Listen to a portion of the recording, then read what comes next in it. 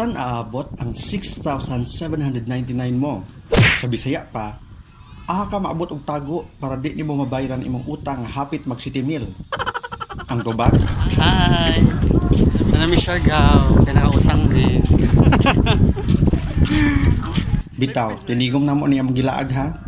Isa sa mga common nga pangutana kay, unsang panahon na maayo ilaag og Siargao? A. Tag-init.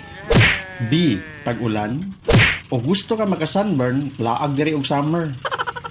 O gusto mo ka maligo sa dagat nga mag-raincoat, hala, laag diri og ting bagyo. Pero ang sakto nga tubag sa pangutana kung unsang panahon na maayo ilaag og Siargao, kanang naa kay kwarta. Ayaw pagkata-kata og laag o wa mo'y kwarta class. Kaya basin lumsa noon ka sa tour guide o wa ka ikapliti sa bangka sa island hopping. Yes, island hopping ang first day sa among itinerary. O ang first destination namo ay sa Guyam Island. Kung ako nasayop, mao ang pinakagamay nga island sa Siargao.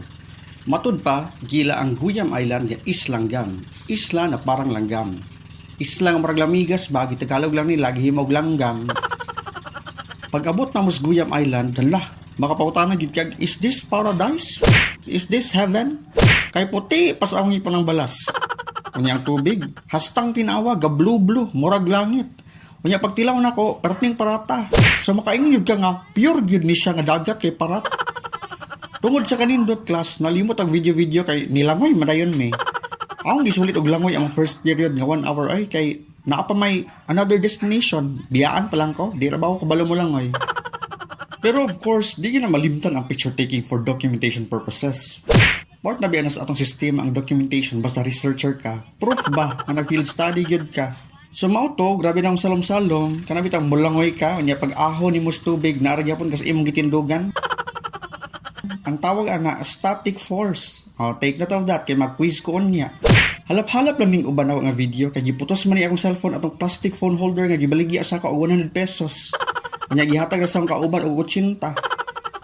What di klaro tong namaligya kay mo pili, mo sakay mas panahon. Pero kay foreigner tagitsu, rasakyan matas panahon. Maong medyo under the sea ang quality sa akong documentation. Pero kabalo lang ko nga halap-halap dahil yapon, may pagiputos lang na akong cellphone sa ice motor ang cellphone. Og mauni ang first destination sa atong field trip today. See you in the next video para sa atong ikaduhang klase.